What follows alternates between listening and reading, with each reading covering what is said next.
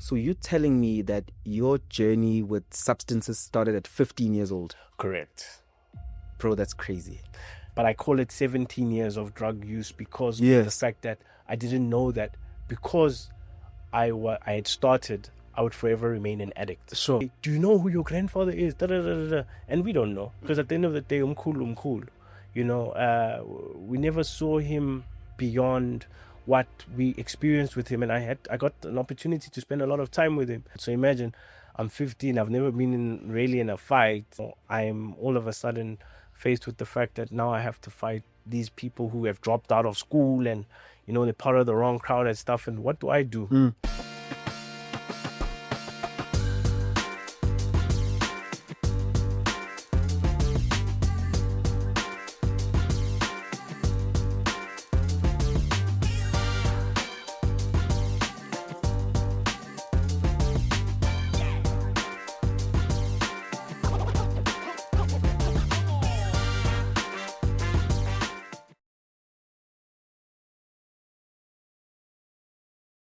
If you're seeing me, it means it's another beautiful day for us to have a growth conversation.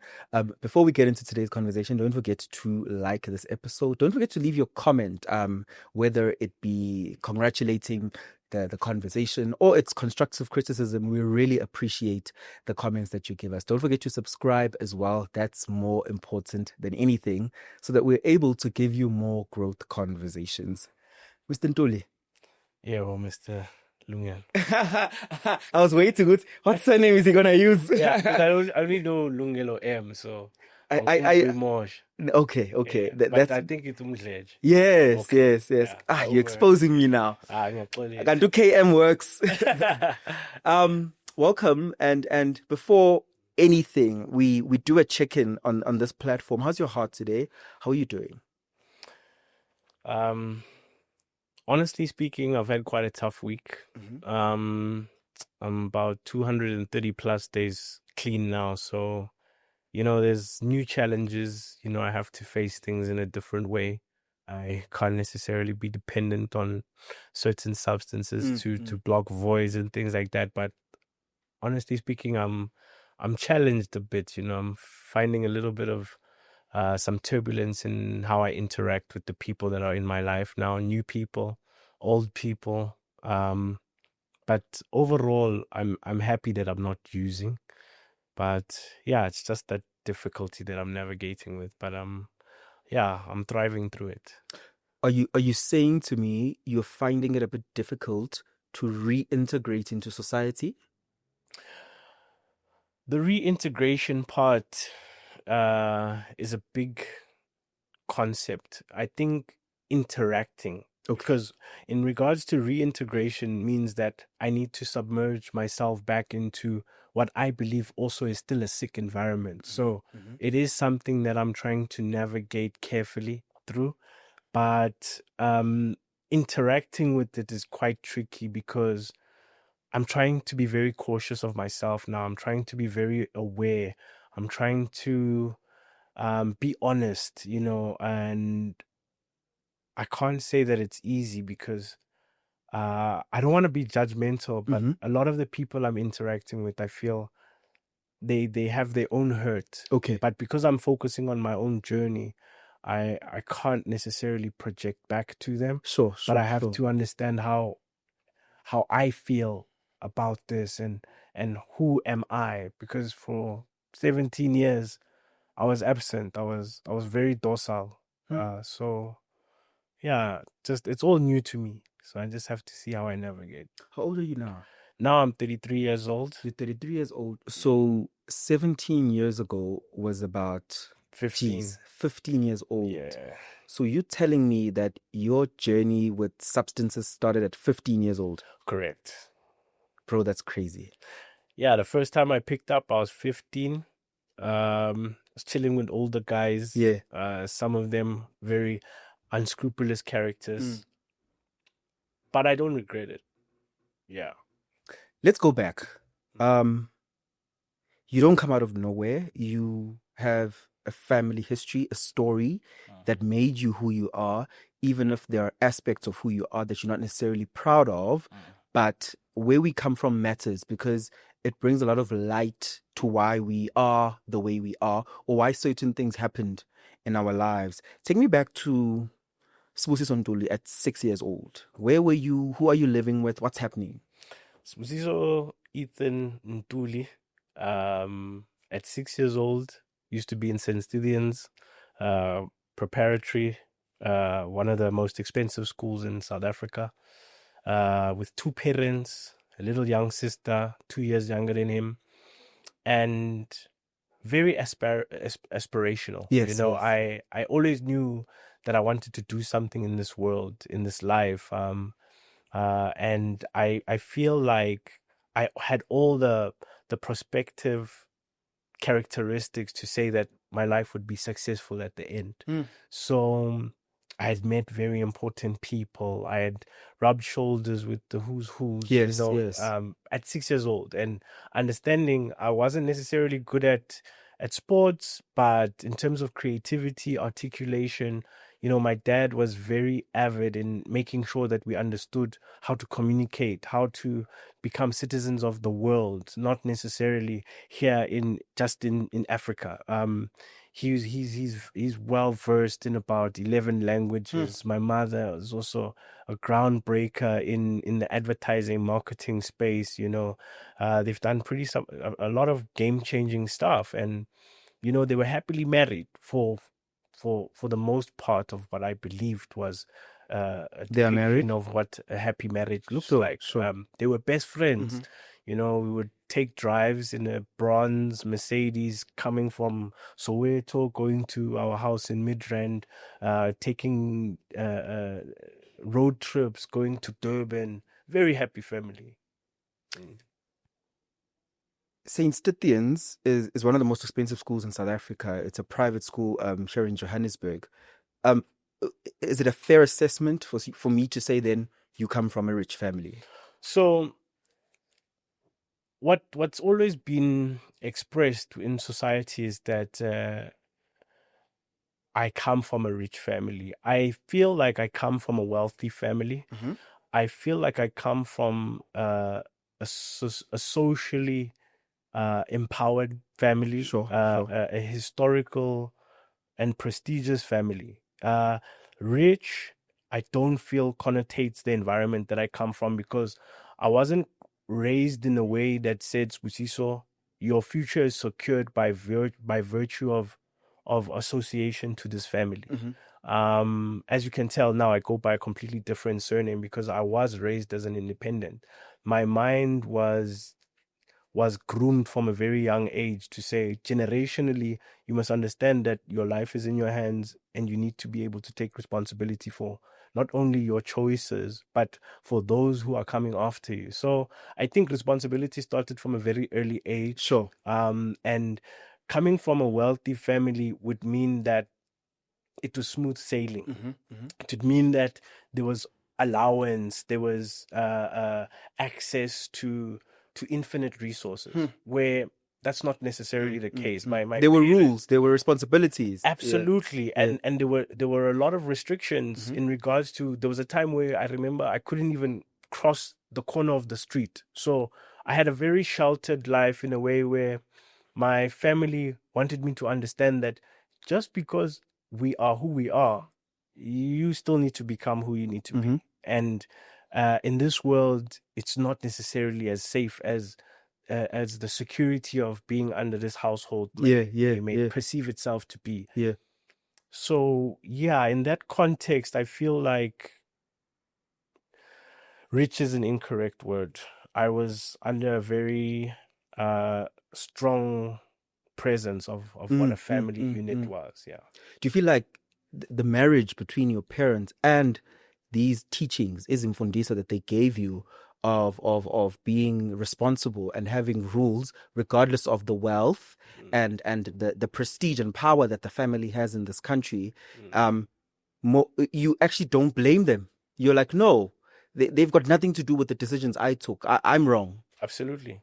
And the reason for that is because they instilled these principles in me at that age. My environment allowed me to have a lot of exposure into different class systems. Because one side, my father comes from a background where they grew up in Tongat, in KZN, and that rural urban lifestyle living. It's not necessarily poor background, because his grandfather, my grandmother's father, was an exempted black.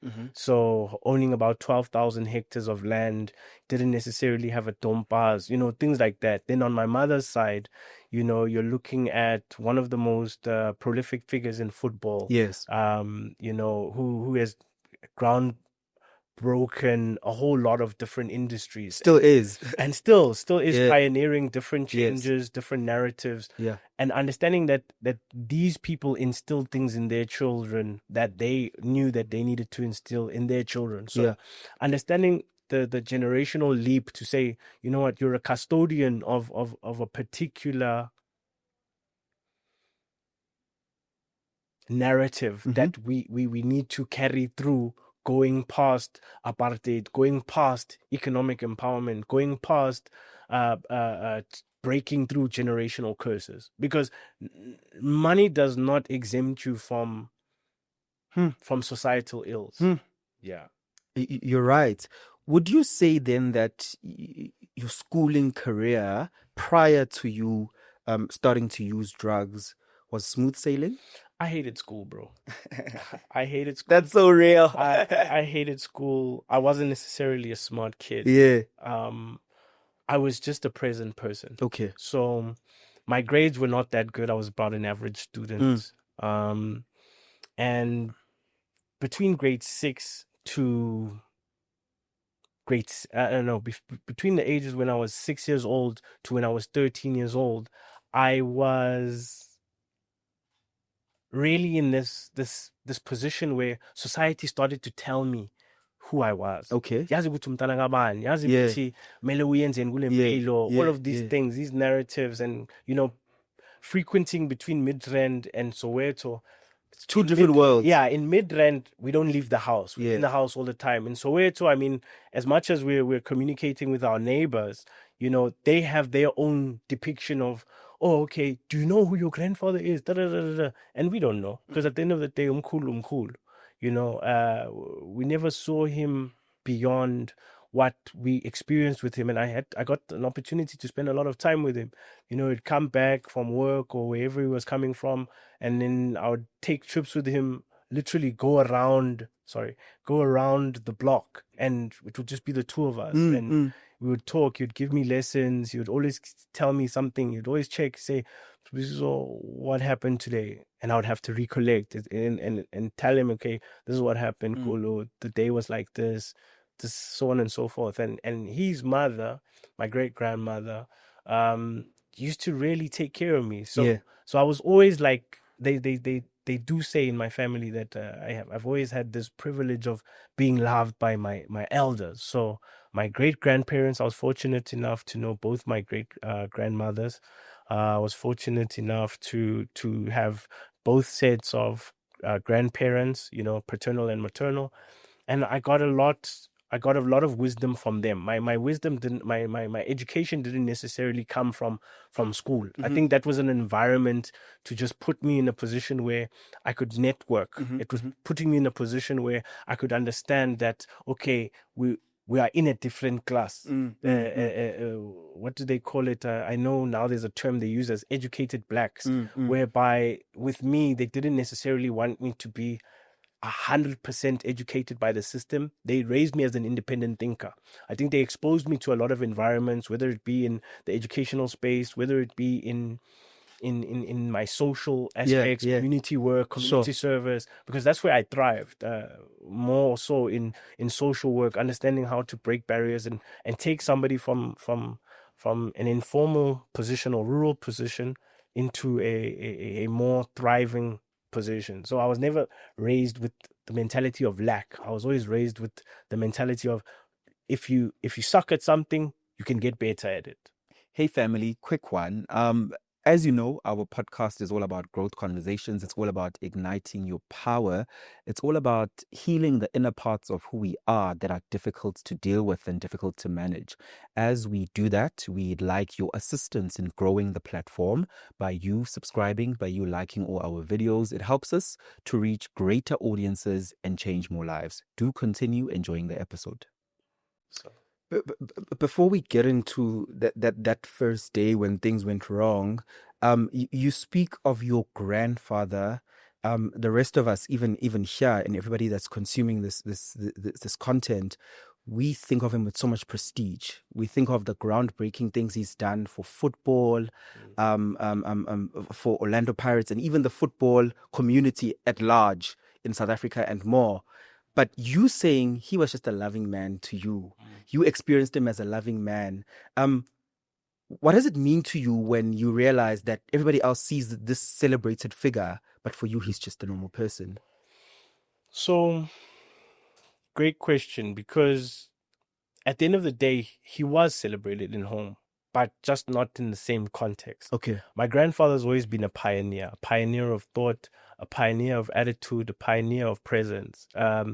Whenever he would walk into a room, even from that age, you could tell that, no, there's something different about this man.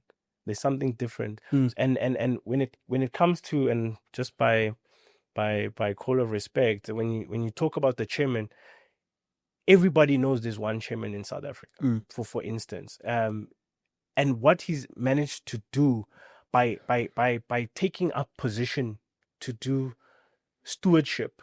Pella, you must understand, this is not a person who sees himself above others. This is somebody who is able to talk to somebody who is a car guard, to talk to somebody who is cleaning in the house, to talk to somebody who is a president, to talk to somebody who is a counselor in the same manner, and exude the same respect. And what I've learned from that is there's no one who's better than anyone else. Okay. No circumstance or no amount of economic positioning will make you better than the next person. So that's, yeah. So in that regard, he's always been the best Kulu in the world. Okay. So when it came to what's happening outside, because I remember there was one interview he did for the 2026 World Cup when they lost that bid, and at the end of it he says, sorry, I'd like to apologize to my nephew Ethan. I mean, I'm his grandson, but he's in that thing. He said to my nephew Ethan, and I don't know. Even at that moment, I didn't even. It didn't strike me as something that was important. I never knew what was important. I never knew what was I never knew what or understood what was sacred. I get you. Everything pretty much looked like this was normal. Okay. No one used to run up to the house like this is a celebrity. My grandfather's driven himself since, as far as I can remember. I only started seeing bodyguards when I started seeing celebrities on TV. But growing up at home, he was a ghetto hero. Yeah. Saint Stithians at 15 years old, you are at school or are at home. You'll give me context. And you decide to engage for the first time in drugs. Take me there to that first moment. So, before we get to 15, at 13, my parents got divorced. Okay. So from 6 to 13, that was very challenging because in grade 5, I can remember that was when I was 11. It started to dip in my education. For obvious reasons. I mean, I wasn't necessarily motivated. We started to have school fees problems and things like that. Upkeep in that regard was quite intense, and I'll only speak for myself. Having to deal with questions about why my school fees was not paid at that age it's unfounded, because how do I know? Where do I get the money to pay school fees? And then eventually my parents' marriage crumbled. At 13, I decided not to choose who I'm going to live with. I decided to go live with my paternal grandmother. And in Kempton Park, that is when I met Ikasi. So for about 9 months, I was out of school because obviously leaving. Oh, obviously, once I was kicked out of boarding school because eventually from grade 7 to grade 8, I was going to boarding school at St. Stephen's. And I was actually, when we were coming back from camp, my bags were outside and they said, Sibusiso, unfortunately, you can't stay because your school fees is still outstanding. So after that, I mean, fast forward back to my grandmother's house, I befriend one of the neighbor's sons. I won't say his name, but he introduced me to A lifestyle. lifestyle. Yeah. Yeah, lifestyle look my lifestyle look pooza. But I wasn't drinking, I wasn't smoking. I was just around them. But I'm seeing kids for the first time smoking cigarettes freely. I'm seeing kids for the first time drinking alcohol. Amastom. It was the cats amastom namaspin. And yeah, this now was amazing because I'm like, oh, okay, there's this lifestyle. There in the suburbs, you wouldn't find. Sure. You'd be caught dead. Yeah. Before you find a young man just picking up a cigarette or something, even though it was there. Like, because now I found out from some of the people I was in school with that they were smoking. In grade 5, they were smoking in grade 6. So it's not like they are exempt, but it's just more sheltered because the environment is more secure and controlled. But in the township, it's not regulated. It's easy for you to go and buy a cigarette at the spaza. It's easy for you to go and send somebody to a car guard to go buy you cigarettes and you give him a 5 rand. So fast forward to 15. It was the year where my aunt passed away, 2006. Are you still staying with your grandmother then? I moved back off. Oh yeah. Well, there. Yeah, at 15, yes, I'm still staying with my grandmother, but I frequent between my grandmother and my father's house. Okay. But you can tell that now Sibusiso is not necessarily the same Sibusiso who left St. Stephen's, who left Midrand. Was darker. I had now become a little bit popular at school. I was a dancer, started a group and all of those frivolous things. In a new school? In a new school, yeah. Okay. Because now I wasn't in private school, I was in public school. Yes, so I was going to Norcombe Park High. Yeah. And in that, in terms of having to fit in, because I speak English, they speak Dal, don't necessarily relate. What they like doing for fun is going out partying. What I like doing for fun is trying to better myself, not making you very popular. Then I discovered that now you need to start having sex now to be cool. And, I was in school with a few of these guys who have now become famous, and, kudos on them. But at the time, we used to look at popularity as the ultimate achievement. As the ultimate achievement. Yes. So that was the thing that you would work towards. So building social profile was I guess the objective. And in that I became eloquent in being a chameleon. So I would mold myself to the environment rather than being tatega, like to say the least. Being tatega cool. And eventually I got into a fight. So the first time I defended myself, I beat up this guy with one hand and I punched his eye in. And I'm seeing now, okay, now the reception is different. People now like me now. And I remember he went to go and call his friends to come and beat me up. He went to go call some other Indian guys to come, and all of them are old. So imagine, I'm 15. I've never been really in a fight, and I've just beat somebody up, and now there's this whole sprinter. So I know that, okay, if you fight, it's between two people. Now I'm all of a sudden faced with the fact that now I have to fight these people who have dropped out of school and they're part of the wrong crowd and stuff. And what do I do? So I get nervous and I ran, when they pitched up at school. After running, this guy who introduced me to lifestyle, he says, no, I know a few guys, that can help you out, whatever. Not him. He won't be able to help me out, but he knows people who can help me out. Eventually, I meet this guy. For anonymity's sake, I won't say his name, but I meet this elderly gentleman, Birchley North. We go there to the pool hall. Very unscrupulous character. At the time, I don't know, but they say he's a 28. That time, I don't know anything about numbers or anything. He tells me about, I know your family, what. I used to do certain things. He mentioned certain names. He mentioned certain people. So I'm thinking, okay, this guy really knows my family.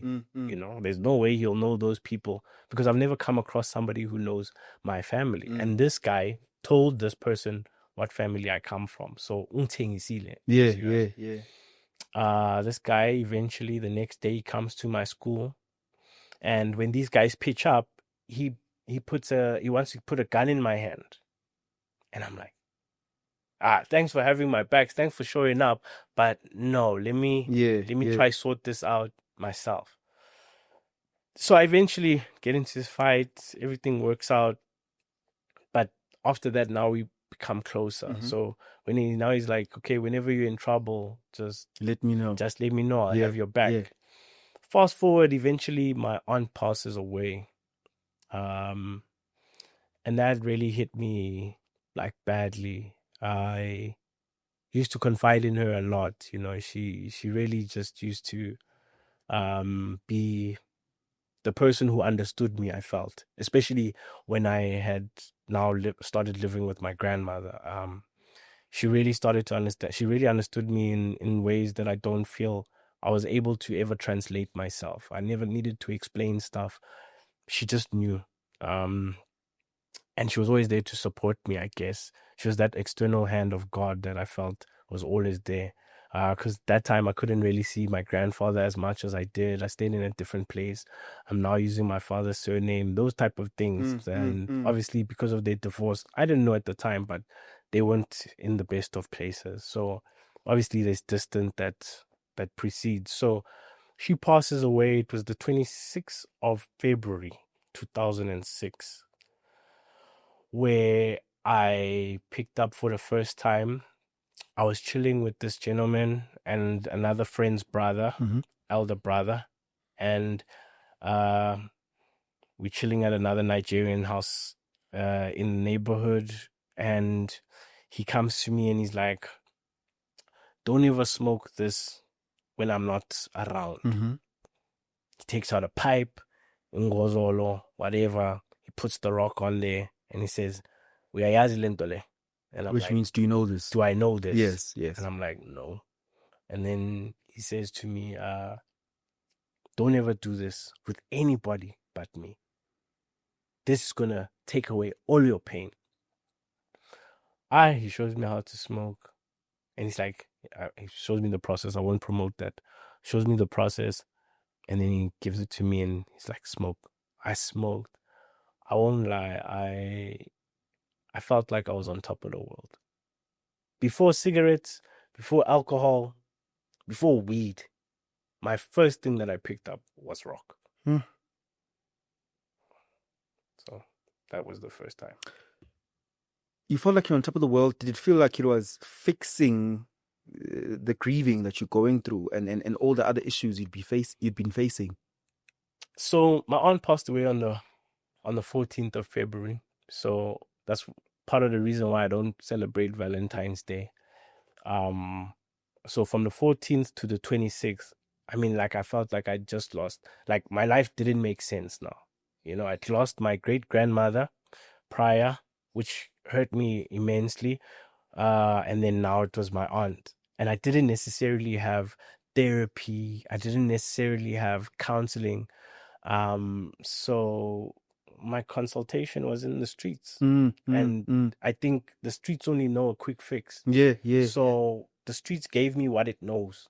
Because now I was Sibusiso, was a So I belong to the streets.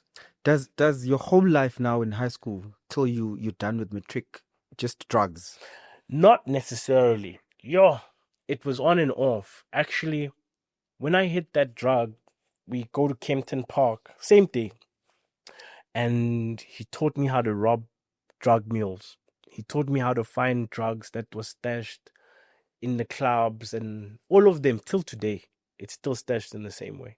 So it's a system. What I also realized is that if there was a security cluster that was really Interested. determined to fix this thing, they would. They don't want to. And they're benefiting. Yeah, I've managed to climb very high, seeing a lot of these people. I've even befriended some of them. Some of them are very, I would say, acute souls, because even though they are kindred, there's still a person in there. Somebody who I would call my late friend. I don't know if there might be scrutiny for this, but Abdul Stahi. He is the son of Rashid Stahi, the founder of the Hard Livings Gang in Cape Town. I spent some time with him before he passed away, and he found me and this was 2022. He found me in a shanty town there in Woodstock, where I would buy my drugs. And I met him there, and I met him on the basis that I used to take groceries there to smoke, because I didn't want to smoke and then go to the mother of my child who was staying in the room there. And because like I was now under pressure, because I'm like, okay, now I have this child now coming into this world, and I've got this prospect of doing these deals and stuff like that. There's a lot that I'm jumping through, but I feel like what's relative is where my drug career took its plight, and it took its firm footing in my life. It was when I was in Cape Town. And even though I was on and off coming from when I was 15, I was on and off. So it's not like 15 entirely till I turned 32, but it was 15 on and off. But I call it 17 years of drug use, because of the fact that I didn't know that because I had started, I would forever remain an addict. Sure. That's for another time. So I met Dula because I would take groceries there. And one day, this young fellow, he says to me, I'm at the spa. And this guy is waiting for me at the spa because I was coming to buy some stuff. And he says, no, my brother, the one I was telling you about, he's there. He want to meet you. I walk into there where we always used to smoke. And he's sitting there by himself. Nobody, this trap house, this Kwele. Now he's alone. I don't know who this is. And he says to me, so you are the one who comes and you want to change the world of these people. Why? Who are you? I'm like, no, I don't want to change anyone's life. I mean, they let me smoke here. So, I mean, I go home and I eat. I don't know what they're eating. He's like, bro, no one does that. So from now on, you don't smoke here. You're going to smoke there by me. Let's go. I'm like, who is this guy? He takes me to his house. Now I'm like, I want to smoke. That whole time I'm with him, he doesn't want me to smoke. So, I've found love in very dirty places from when I had outcasted myself. So for me, I can't always look bad at somebody who's chosen to live that life, because nobody knows the circumstances of that person. And there's a video that I've got with him. I mean, I couldn't put the whole thing up, but there's a little bit that I did put together where he's talking about the fact that nobody understands that because Pagat killed his father and father's brother, they don't understand that for him he had no choice. He was ordained to this life, and he grew up. That's all he knows. But it's not like it was a choice for him.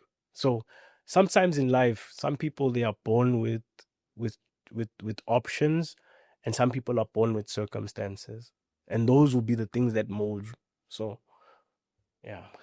You say then your drug addiction in its fullest form and its nastiest form manifested in your 30s. Then what were your 20s like? What leads you to a drug addiction? Surely your 20s were supposed to be beautiful. Once again, you come from a well-off family, so they could give you a head start if you want to start a business, if you want to go into this career. Yeah. Where's all of that in your 20s? What's happening? So, after matric, I went to go work in America. So it's never been a sweet road. Like, I'm not one of these kids who inherit soccer teams, you know, like I won't call any names. One thing I'll do is I'll really respect people's choices, but observing from the outside, I'm not these people who get given soccer teams. I'm not this person who is waiting for a check somewhere. I've been very industrious from a young age. I've helped people build careers. I've helped people start mini empires, nyana. You know, I eventually did get lucky during COVID also, you know, where I made a little bit of cash here and there. I went to certain jobs where I was trying to make my own bones, you know. But I've always been an independent thinker, and I've always looked at the system like, bruh, if you can really be great in, like my grandfather always says, he says, if you can be great in Soweto, that means you can be great in New York. So start where you are, and then when you've made sure that where you are you've impacted, then you can start looking at the rest of the world. So even when I was in the States, like somebody wanted to give me a scholarship to to uh to stay in America for extra time. And I was like, I was at a 5-star 5 diamond restaurant. So I'm 5-star 5 diamond certified to be a waiter, to be a host, to be a food runner. So Yeah. basically I could run a food and beverage company. But at the end of the day, I mean, how far would that really get you? Yeah. In my context. So, you know, I dabbled a little bit here and there. I even started with Kirby. I started to do sales. I found out that this is not for me.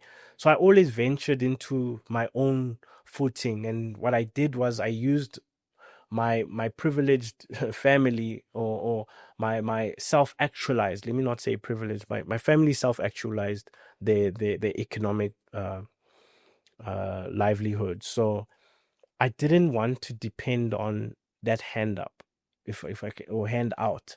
I'd rather spend time getting a conversation from them. Like my uncle, he the third born, my mother's younger brother, the first younger brother. He would always spend time with us, take us go-karting, and talk to us about life, and how certain decisions he made, you know, led him to the certain characteristics that make him who he is today. He's a very disciplined gentleman. He's going to do great things in the future. And I consider him one of my only role models. I don't have a lot. And he's just always been like a reflective sounding board to say, Sibusiso, you know, don't let your life go this way, that way. And my family is there. If I really, really, really were to reach out and say, as in, I give up, I think they would reach out, but I don't think it's gotten to that point. What's happening from that moment where you're saying you were in the pit of addiction? Take me through those years. So, I am fit to be good leads. Yes. I got so dejected because I had admitted to myself that I was a failure. That was hard to do. But I didn't know how to find God because being tugi lunkulunkul. Like literally, I'd wake up in the morning and I'd be like, "Don't tell me about God."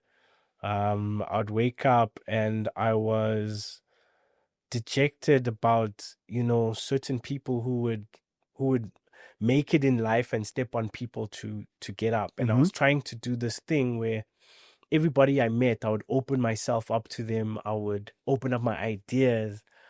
There's one of these cats from Cinematography, some project that we did together, and I trusted him also, but the guy exploited me. I'll never name him, but he exploited me, and ever since then, and I see something that I built from scratch. There's another one I also hooked up to going to work at a betting company.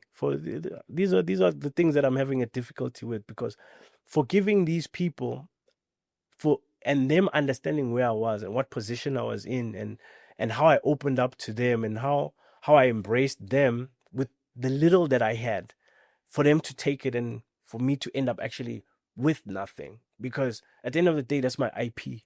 So regardless to anybody who would think that I know Mtananga man uzoba grand, You know, those are the type of things. And I guess maybe for me, that's my school fees at the College of Hard Knocks, where in life, everybody has to eventually pay their school fees. But I feel like these were things that were unnecessary. Let us pay school fees from the adversaries in the world that are better off, and let us contest and compete on level ground. But I mean, at the end of the day, I've also never been in one-on-one fights. I've always fought people 4 at a time, 6 at a time, physically. So it's never been something that I guess I was afforded, because everybody always thought I had more power than I actually had. Everybody always thought I always had more than what I was demonstrating. So even when I had nothing, people thought I had something because I'm Talagabanma. See? Take me through those years of addiction. What's happening in your life? I'm doing scamming for rhino poaching. What? Go and buy drugs. Yeah. How do you scam for rhino poaching? Bro, we go to the mall there, you know, see those guys wearing those Salvation Army clothes there, the green jerseys, the brown uniform, khaki, whatever. And then we're there with a fake certificate there saying we are game rangers. And then, yeah, you know, you give us $50, it goes to the rhino. We'd make like $3,000 every weekend. And then we go buy drugs. I was even dating, well, I wasn't dating, I was smashing some police lady. And we'd get drugs from her. We was taking a 2-clipper bag, a 500 bag, a 800 bag. So that was life. And I mean, we'd go back. This is still in Cape Town, eh? No. This is, yeah. No, now you're back in Yeah, this is Kempton Park. This is before Cape Town. Okay. Yeah. Cape Town was like where Velen Manje, I know, say Ashuba, man. Yeah. And then coming back from Cape Town after my first child was born, then I met the mother of my second child. In the middle of trying to fix things with the mother of my first child, and just my decision making was poor. Didn't have priority. I knew what I wanted to do emotionally, but to be able to manifest that in a physical sense or a responsible sense, I was far from it. And aren't these women realizing that you are not? Excuse me. Sorry. Aren't they realizing that you're not stable though? You see, how are they giving you children? You know, today I still ask myself why I was so fortunate, because at the end of the day, I did find good women to make children with. Just that I was a person, I was sick, man. I was sick. I didn't know I was sick. And I was a manipulator, I was a liar, I was a cheater. Not really a cheater per se, because it's when I felt and believed that this woman didn't love me, I'd go to another one. Because I was trying to find validation. I was trying to fill my void. You know, addiction is not about the drug. Addiction is about validation, the emptiness that's inside of you, that you feel like it can only be filled by that first pull. When he was 15. And once you hit that high, your neurological transmitters are no more the same.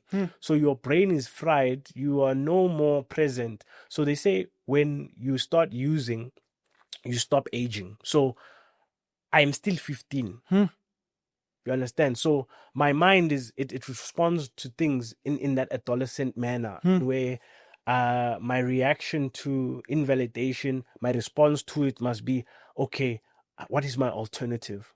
Instead of dealing with it and understanding, okay, Sibusiso, why do you have this emptiness? Oh, it is because in grade 3, you crapped yourself and the class was laughing at you. Oh, that embarrassment created this void. Oh, it's because when you were 5, 6 years old, your father smacked you because your sister threw on the car. So now you always feel like you need to rescue people. Oh, okay. Those are the things that lead me up to the fact that, because the void starts there. Then 13 years old. No, I'm asking for a sandwich because there's not really food in the fridge.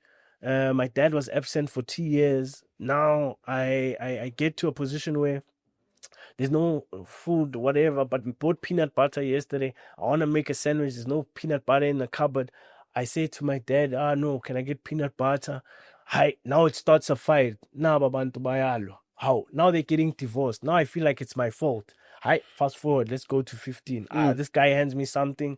where it makes me feel better. It fills me in places that I've never known that were dark. It brings light to things that I never knew were dark inside of me. And I realized that my only acceptance in life is fighting, making sure everybody's fine, making sure that I'm disposable or accessible to all these people on their terms. I don't have terms of my own. I don't have boundaries or and things I respect about myself. Everything needs to be about who I know, what I can get them. You know, it's never about me. It's never about who Sibusiso is. It's never about what is the presence of the conversation we are having. What value are you bringing to my life in exchange for the value I'm bringing in your life? Sure. People take what they take and they bounce. So I guess that void was the thing where it was like, okay, I gotta keep on chasing to try and find this validation, because even though inadvertently, I couldn't chill around people that I grew up with, even family members, because I have nothing to offer. You know, so there's no such thing as unconditional love for Sibusiso. My love in my life and my experience with love or acceptance has always been conditional. Conditional to the fact that I must contribute. Conditional to the fact that I must accept your bullshit. Even if it's crap, I must just accept it because you are older than me, because you have more money. Fuck that. And then I've always been an independent thinker, so I've been at war with myself. Because I'm like, but this person doesn't even have it figured. They don't even have themselves figured out. Sure. But I must listen to this. Nah. So those are the types of things. And then, you know, getting to be able to accomplish something. And the same people that used to say, I'm never going to turn out and become something, are the same people who are asking me, how can I 100,000? How can I 200,000? And I do it. I don't even question. These people have never even given me over 50,000 rand. Family. Right? And these are the same people who would always reiterate this narrative of Guti, you're going to fail in life. What? This thing, they were quick to say that shit. But whenever I had made something, whenever I had built something, they were so quick to say, it's because of me. It's because of us. You see? So those are the type of things that I was like, no, how do I exist in this space where this person is telling me this shit and this is how I really feel about it, but I have to mask it because I have to appease this person to be accepted. So those are the conflicts that I had in my personal characteristics and myself, whereby even when I would get work, no matter how well you do at your job, no matter how good you are at your job, somebody's always going to turn around and say, I know it's because of, but I'm the one who's spending the extra hour. I'm the one who's spending the extra, I'm creating the term sheet. You don't know how it's done. Yeah. But you feel that it is because of this inherited, like, because you're one of us. But I mean, at the end of the day, you know, I felt like I was working towards breaking that. And that's why I'm so vocal about the fact that, yes, my name is Sibusiso and I'm a recovering addict.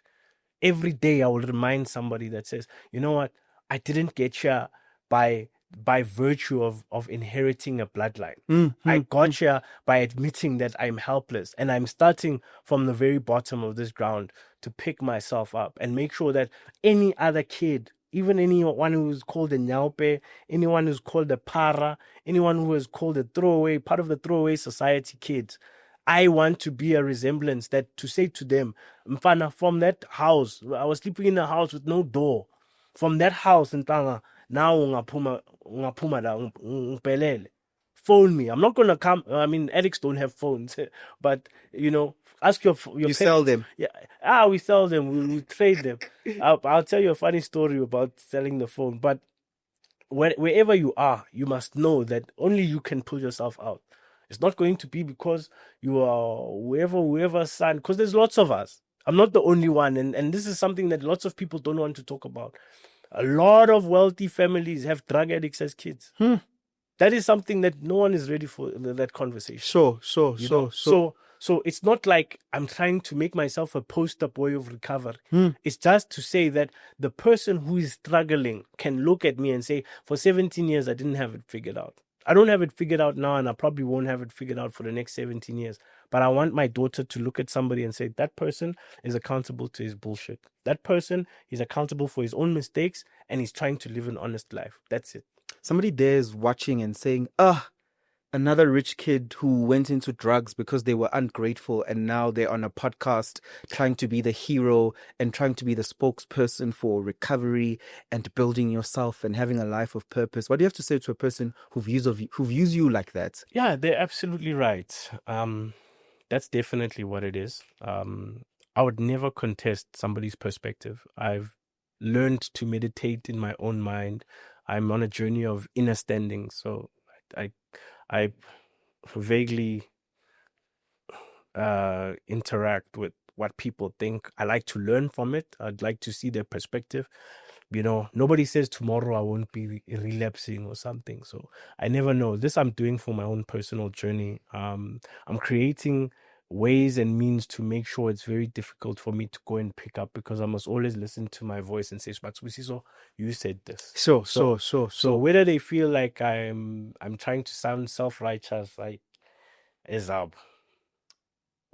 What is your worst moment in your addiction?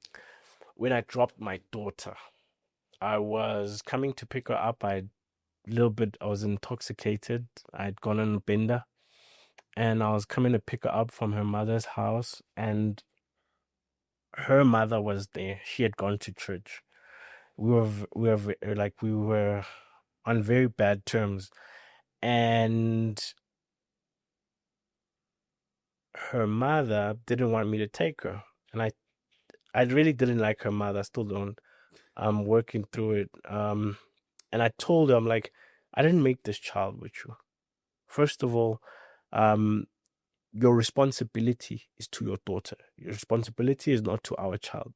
Please understand where your place needs to be. There's things that I won't say on this platform just out of respect to her. But that was the long and the short of it. As I'm picking up my daughter, she grabs my daughter by her hands and I'm holding her. She's behind me. And basically, she's pulling my daughter like this. So I have to let go in order for this woman not to break my daughter's hands. You know what I'm saying? So eventually, as I'm trying to move away, she drops my daughter. I take responsibility for it because if I wasn't there in the first place, this wouldn't have happened. But after she drops my daughter, eventually the whole community comes and they say that I am the destructive part of my daughter's life, and I broke.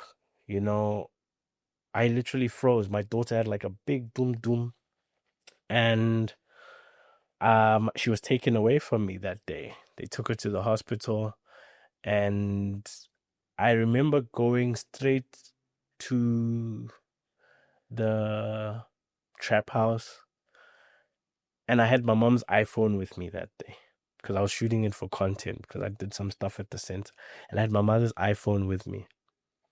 And I went straight to the drug dealer's place and I wanted to get a gun. I wanted to trade the phone for a gun so I can go back and shoot her.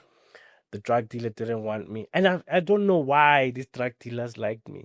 They didn't want me to do drugs. But for this day, he said, no, Ntanga Yazin,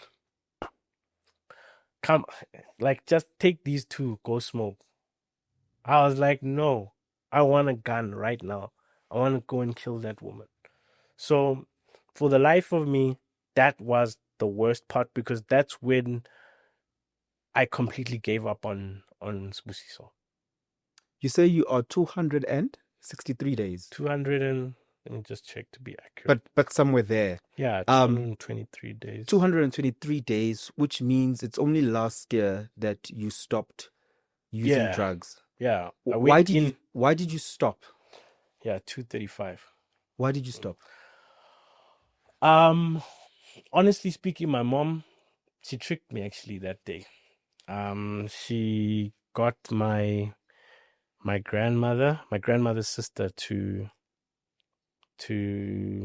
have a chat with me. I just came back home. I was about to go to the center. Mind you, I wasn't bathing this time, like, because I would stay in zone 4, then I walk out, phase 2 by my grandfather's house, and then go to the center where I pretend to work or save people's lives, as they used to say. And then my grandmother's like, no, Sibusiso, Hi, what. I don't know what was actually happening. There was commotion between her and my mother. Next thing, one of my mentors comes through, the brother, and he's like, "No, let's go to the rehab." I'm like, "No, I don't mind. Let's go see everything." Because Gashe, I was actually supposed to go stay at Mr. Martin's house, who's my other mentor. And I just told him that, I don't find it being a good thing for me to come stay with you because I don't want to mess this up. Like I don't want to mess because this guy believed in me when I was drunk. I was out of my mind and I hooked up like a car vintage event with Department of Sports, Rec and Arts and Culture. Mind you, these people still believed in me whilst I was looking like how I looked. One day I'll show you a video. You won't believe it's me, but they still believed in me. And as the brother's driving me to clinics in Selby, he's like to me, Sibusiso, at the end of the day, nobody's gonna force you. If you need to get help, here's a resource. So it's with the Department of Social Development.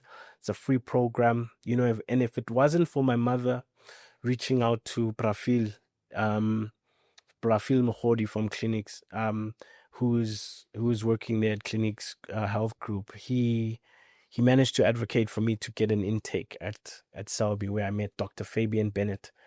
And I was trying to resist, I guess, mildly. I was trying to resist and say, actually, I don't want to come now. I'll come later because I didn't get to smoke. So I wanted to go smoke that day. Eventually, they convinced me to stay. I stay. In rehab, I remember seeing people who were in jail and they were just doing this rehabilitation thing so they can get out of the cell and come and get another chance and get a meal and things like that. And then I was meeting people who are on a break. I was meeting drug dealers who are in the rehab. So yeah, all walks of life. Other cheese boys, I met them as well.